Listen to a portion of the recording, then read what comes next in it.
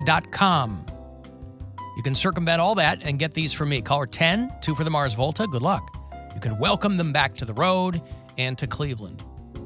216-578-1007 or 800-348-1007. Voice call received. Put this on the air, dumbass. You think you know it all? You're just nothing but a piece of shit.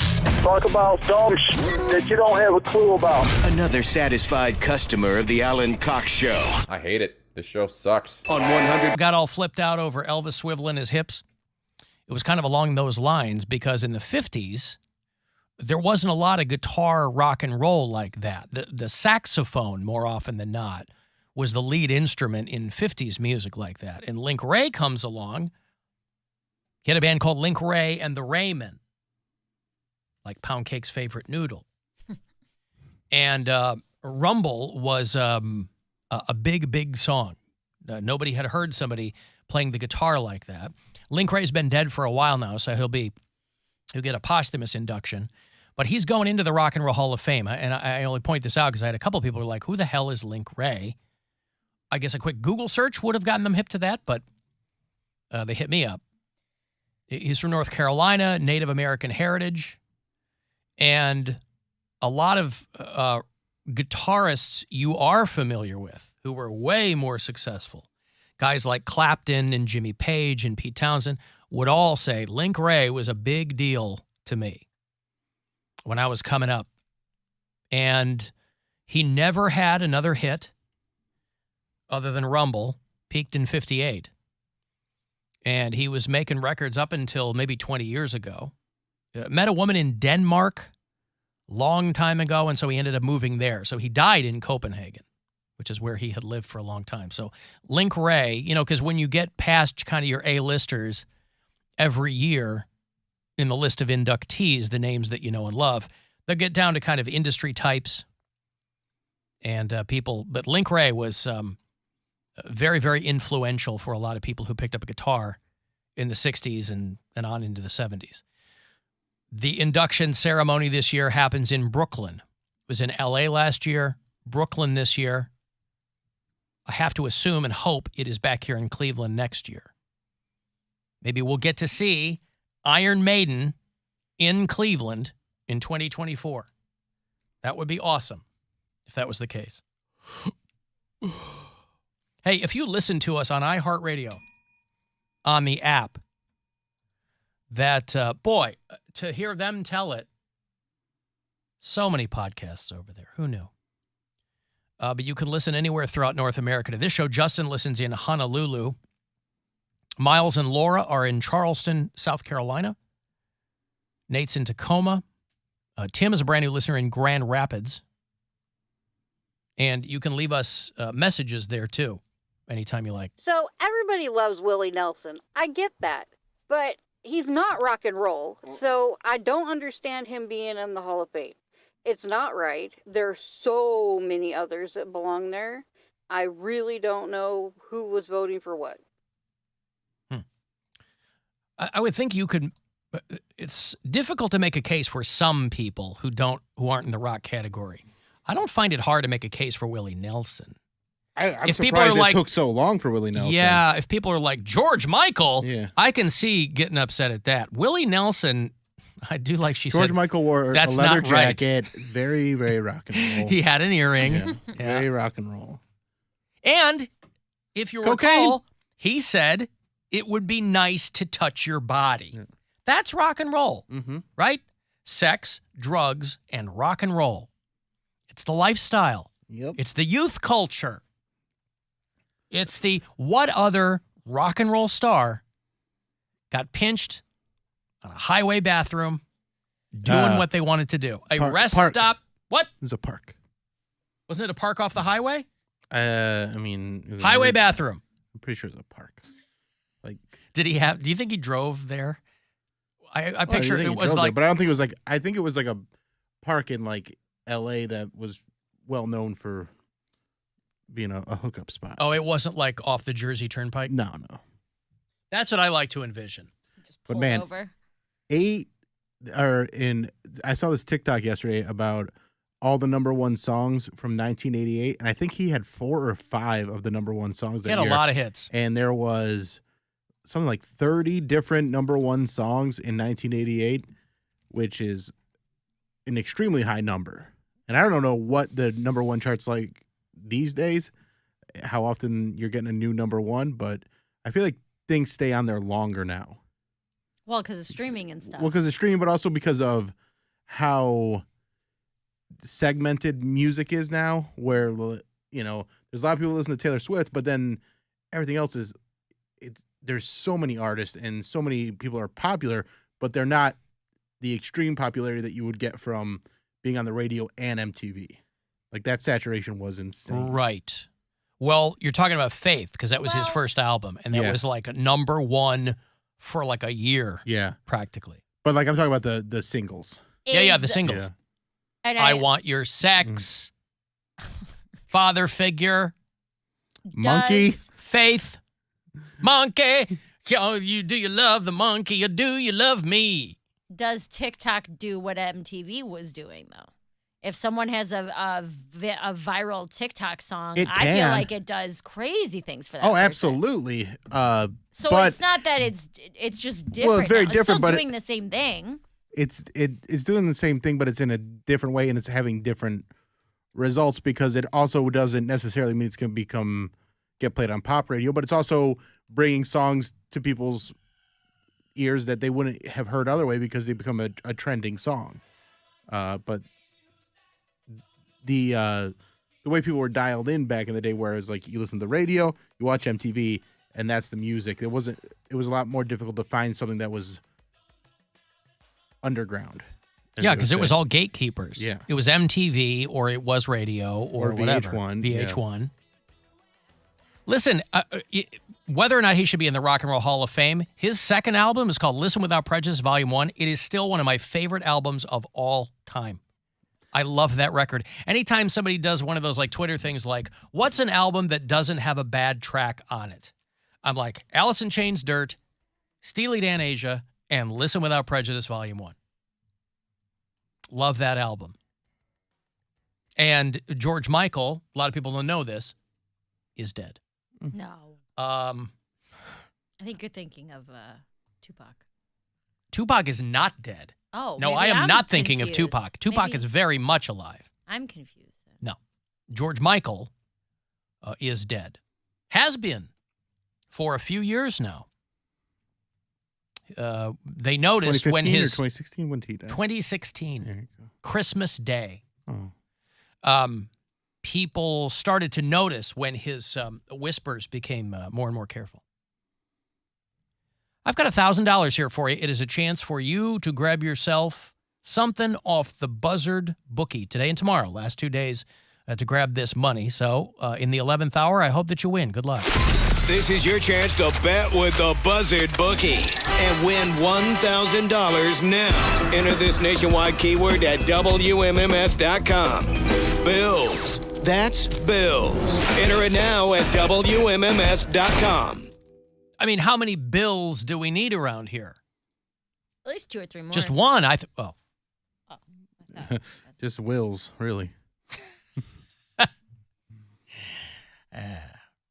I alluded to this when I was doing my FanDuel thing a little earlier, but there have been 4 horses that have died suddenly, just days before the Kentucky Derby. 4 horses That mysteriously seems dying. Really suspect. Mhm. This is what I'm saying. I had to rework my trifectas and everything.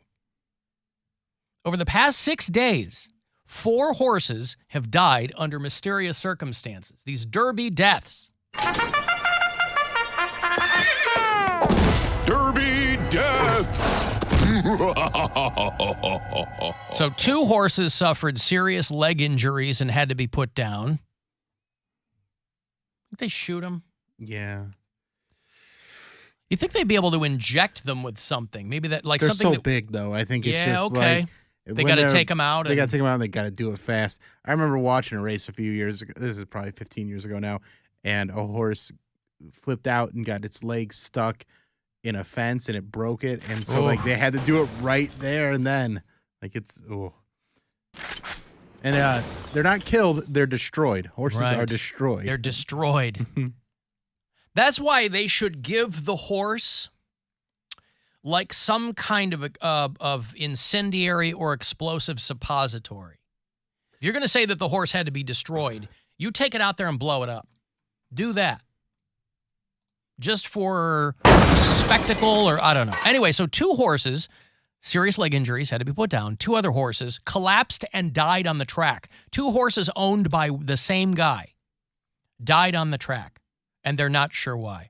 I got to tell you, my older daughter was an equestrian for many, many years. She's 18 now. She's finishing her freshman year at Michigan State. But she started riding horses when she was 5 and competed for many, many years. And it always made me so nervous because a horse is all muscle. Yeah. But its legs are like Q-tips. I mean, when we were riding through the mountains in Sedona, we went on a horseback trail ride. There were about a dozen of us. I'm on a horse. Our daughter's on a horse. She's 7, but it was 7 and up. She's doing fine. Gwen's on a horse. You're in these and these horses know this trail, obviously. It's a tourist thing. They do it all the time, right? But these spindly legs on these horses and these giant, massive bodies, I can't believe horses don't break their legs all the time racing. It's a marvel of the animal kingdom that these animals can move so quickly and on these spindly legs. So anyway, they have live audio, by the way, or recorded audio of one of these horses dying. Terrible. That doesn't sound like a horse dying. Terrible. It sounds like it's alive. That sounds like a horse that has been. He has saved You want to up talk all about week? destroyed? Oh, that is a noise that'll haunt your dreams, my friend. Their boyfriend horse just came over, and after they've been saving up for a week, and it's go time. That's what it sounds like to Their me. boyfriend horse. Mm-hmm. Why does it have to be a gay horse? That's why I said there. I didn't know if it was a girl horse or a guy horse. Oh. Their boyfriend horse. Their boyfriend horse. So all 4 horses died in separate incidences within almost a week's span. Wild on ice. So if you're betting the Derby, by the way, on FanDuel, only sportsbook where you can do it, make sure that you write these names down if you haven't already, because these horses are now dead. I don't know much about playing the ponies, but I will say this. What do you want to know? Well, Mary's dad did. Here's what Your girl grew up at Thistledown, baby. So even though your dad's not around, I'll ask you this. It seems to me that a horse dying severely diminishes its chances of winning the Kentucky Derby. Correct. If a horse has died, do not bet on that horse. Gambling with Mary. Gambling tips with Mary. I'm starting to figure this out. Financial freedom with Mary Santora. Starting to figure this out. So Wild on Ice is dead. Boy, I hope it didn't die because it slipped on the ice. I hope that they weren't training it on ice. Suffered a fatal leg injury. Parents' pride went down during a practice race. Take Charge Brianna fell in the stretch and broke its legs, and they had to euthanize it. And Chasing Artie also collapsed and died in front of the grandstand. So 4 Derby deaths within 1 week. Derby deaths. Hey, Woody. Alan. Yes, sir. How's your day, brother? So far, so good. You guys are talking about horse races. In my entire career of commercial industrial roofing, the most interesting job I ever did was replacing the roof on Thistledown when they were building the casino adjacent to it, are transferring it into the casino. And I spent, I think, almost 13 months on that project. And I learned more about racehorses and got to see some of the most wild stuff in my life. It was just bananas how skittish these things are, because they train them in the morning. They run with the trainers, and a trainer would get thrown or a jockey would get thrown, and then the little siren goes off, and they're going to chase this horse without a rider down, and then sometimes they're going over the rail.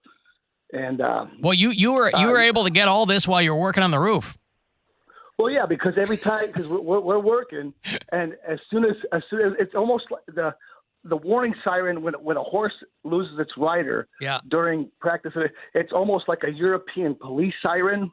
It's that kind of sound. Yes. So we're all just running to the edge. Screw what we're doing. Let's go see what's going on. And I've seen trainers get thrown and jockeys get thrown, and I mean, like it looked like they were seriously injured, from falling off a 6-foot horse going 30 miles an hour. Well, when I was on the air in Chicago, I had there was a period of time where in the summer where I had weekly appearances at Arlington Racetrack, and so everything I learned during that time was from watching those races, and up till then, all of my knowledge of wild horses was from the Rolling Stones. Yeah, awesome song. Sticky awesome Fingers, song. classic album. But I'm telling you, it was those animals, those thoroughbreds. They do one thing and one thing only, and that's just haul butt. They do. I had a friend that worked out there, and she had the fancy title of vet technician, but it basically meant that because they train these horses, when they come back in the stable to pee, like they blow a whistle to let them know like when to pee and do these things. And so when the horse would come back in, her job was to they would have to regularly test the horse for substances that the trainer might be, So her fancy title was vet technician, but she was basically just a big pee catcher. Yeah, and I've seen horses break their legs in training, and they just it's just standing there, and the rider gets up and they make the call, and out comes the vet, and it's standing there with its leg flopping. It's bad news. Just walk up and just boom, drop them and put the log chain on and just drag him into the wagon. It's brutal. It's pretty brutal. It is. It's bloodless. Well, I shouldn't say bloodless, but thank you, Woody. No, listen, I was reading about a teenage equestrian who died in an accident, and this used to freak me out too when my older daughter would compete. This girl in Florida, she's like a high school sophomore, and she's in a competition. And the horse is jumping over she's on a gelding, right? And it's jumping over the hurdles with no problem. One of them, though, it lands weird. Like the horse lands weird, which can happen. And it threw the girl, and then the horse landed on the girl.